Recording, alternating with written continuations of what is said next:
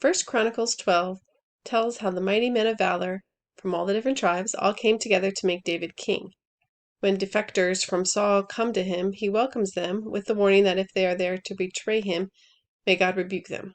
He doesn't say that he'll take matters into his own hands. He gives it to the Lord to figure out their motives and defend him and punish them.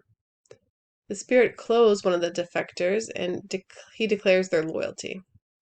We are clothed with the Spirit. We are clothed in Christ. We are clothed in his righteousness. If you pictured yourself in a royal robe, how would you carry yourself? How would you behave?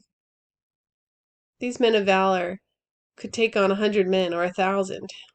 It reminds me of Moses assigning leaders by the tens, 50s, hundreds, and thousands. We who will reign with Christ may be assigned such a position. What position will you have attained to? They got their rank by their loving devotion to their King, their fearlessness in taking a stand for him, their humility in putting their King and their people above themselves. Maybe we attain to our position in the same way. The people of Israel also had one mind, and there was joy. I'm thinking they were likely connected. It's a lot easier to have joy when there is one mind over things. Disagreements are disagreeable. Have as your desire to be of the mind of Christ, and to have one mind with your brothers and sisters who have set their desire to the same. There was another group mentioned that I wanted to point out. There were men who had understanding of the times. They knew what Israel ought to do.